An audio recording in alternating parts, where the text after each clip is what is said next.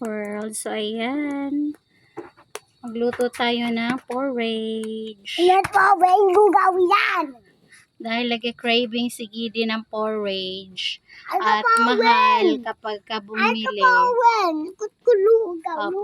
Ayaw niya na porridge. Gusto niya lugaw. So, ayan. Mag-cook na lang tayo para mas madami. Tapos, ito na din yung ating dinner kasi night time na. Ayan. So, time check. It's already 6:18 ng gabi. So, tayo ay nag-cook ng porridge. So, let's check it natin. Tada!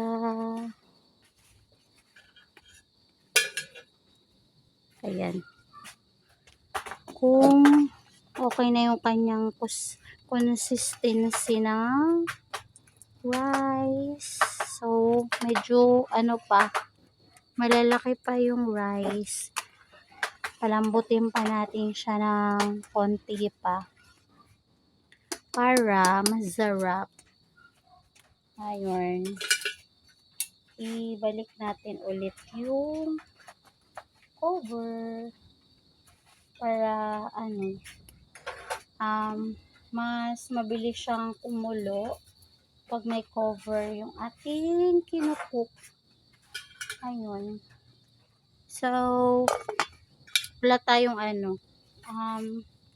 di pa tayo nakakabili ng gas tank.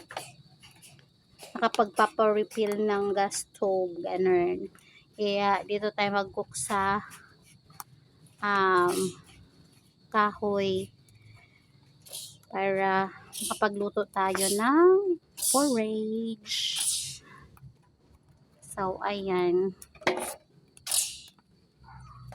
Pag binibili kasi yung porridge, yung isang cup, 12 pesos na siya pag plain lang na lugaw. Tapos pag may toppings na egg, ayun, nagiging 20 pesos siya.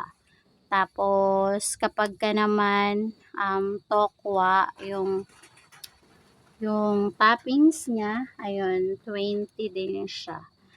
So, para tipid at anli, yun.